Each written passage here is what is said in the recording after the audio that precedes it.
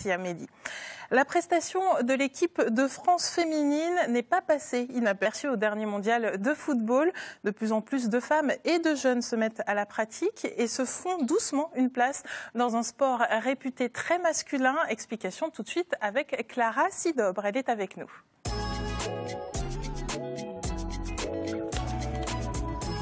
Bonjour et bienvenue. Avant de discuter des dispositifs qui sont mis en place pour ces footballeuses en herbe, et pas que, je vous propose de découvrir le témoignage d'une jeune fille, Marine. Elle pratique sa passion en Lorraine et puis on en discute après. Salut. Moi j'aime le football parce que c'est un sport collectif et c'est un sport où on va être solidaire, c'est surtout ça qui me tient à cœur.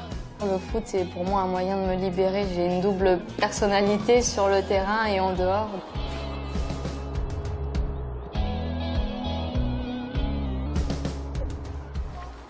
Le foot, c'est une affaire de famille. J'ai ma mère qui a fait du foot, mon père et mon frère. Alors, au lieu de me faire surveiller par mes oncles ou mes tantes, j'étais sur le terrain avec eux. Donc, du coup, j'ai baigné dans le foot tout le long de ma vie.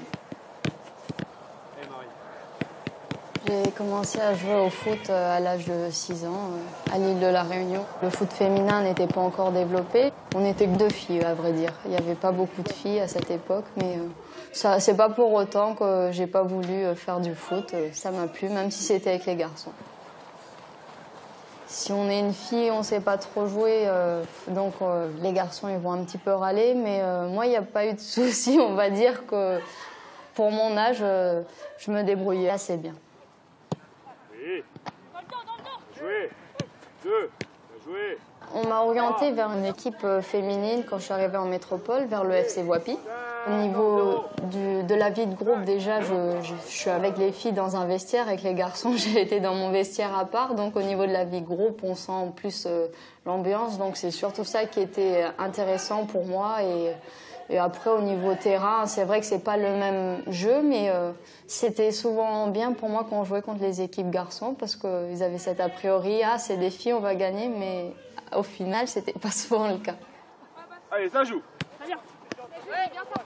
Quand je disais à mes camarades ou à mon entourage que je jouais au foot, ils avaient un petit peu du mal parce que je suis assez timide et réservée, donc pour eux, le foot, c'est assez lagnac, tout ça, donc ils avaient un peu de mal à s'y faire. À 0, ça joue, joue David. Je suis restée 1 an en Pôle France, normalement c'est 3 années, mais il y avait la difficulté de l'éloignement avec ma famille et aussi j'avais du mal à gérer le foot et les études à côté.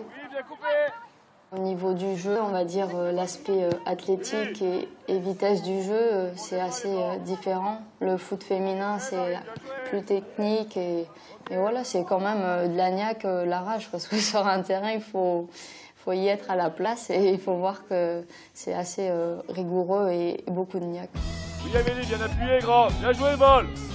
Oui. Au niveau de la reconnaissance, au niveau des équipes masculines, c'est pas du tout la même. C'est vrai que nous, nos garçons, les pros, ils jouent en D2 et nous, toujours aussi en D2, mais ça n'a pas la même, ça n'a pas la même valeur, on va dire.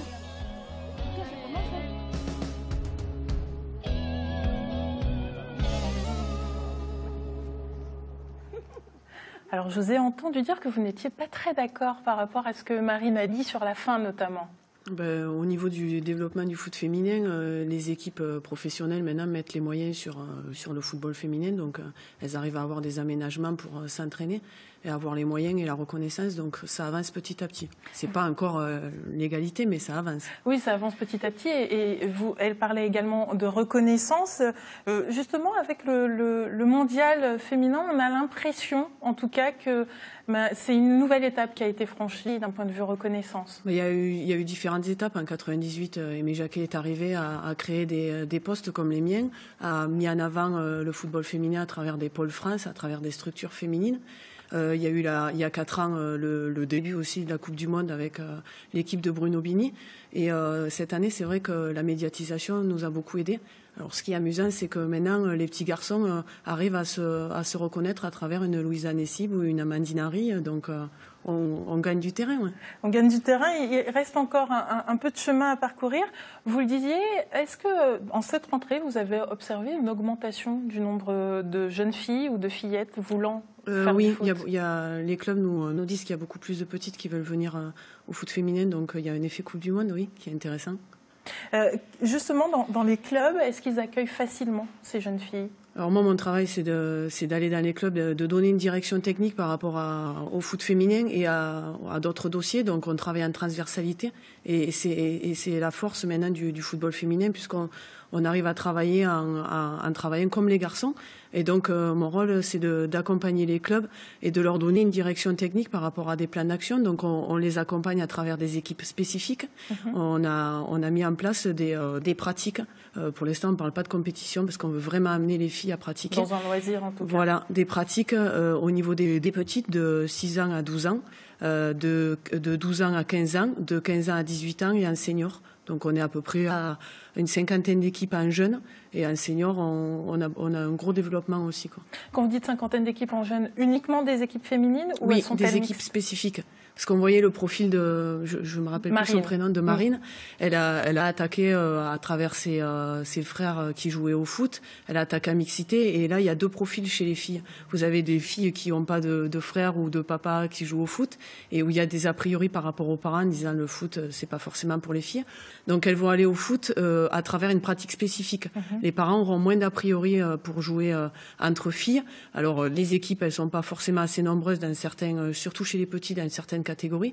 Donc, on les fait jouer contre les garçons. Il y a des plateaux spécifiques, mais on arrive à lever cet a priori et elles jouent régulièrement ensemble. Chez les ados, oui, elles jouent ensemble. Et ça arrive souvent, justement, qu'elles se confrontent à des garçons et que les garçons disent ouais, je vais gagner, on va gagner, et en fait, pas du tout. Oui, si, c'est souvent ça. Et puis, quand il y a la défaite, après, elle est plus mal vécue. C'est amusant, mais c'est réduit maintenant par rapport à l'aventure de l'équipe de France. Les garçons ont conscience qu'il y a des compétences et des qualités au niveau du foot féminin. Quelle est la proportion de filles qui font partie d'équipes féminines ou en tout cas qui se mettent à la pratique du foot? Là, on est à 2500 licenciés, nous, au niveau de la Bourgogne. Au niveau de la fédération, on est à 90 000. Donc, on avance petit à petit avec 30 000 dirigeantes aussi. Donc, on prend un peu de terrain, quoi. On arrive. Vous gagnez du terrain. Ouais, voilà. Et c'est très bon pour le foot féminin. Merci beaucoup. Et juste une petite précision, vous disiez vos actions aussi, c'est peut-être d'aider à changer ce regard-là par rapport oui, alors mon travail, moi je travaille avec des commissions qui mettent en place des actions en transversalité et on change le regard à travers des actions complètement différentes. On essaie de faire venir des dames au foot qui voient le club comme quelque chose de fermé ou quelque chose de très masculin et elles ont des compétences et on les amène à venir avec nous sur des compétences différentes pour que ça soit plus enrichissant et que le club soit vraiment riche. Donc, Monsieur Fontenot, le président de la Ligue et le comité directeur ont mis en place la première licence gratuite. Donc, la première licence gratuite pour les dirigeantes, pour les joueuses et pour les arbitres. Donc, avis aux amatrices. Merci beaucoup d'être venu nous parler donc du foot féminin.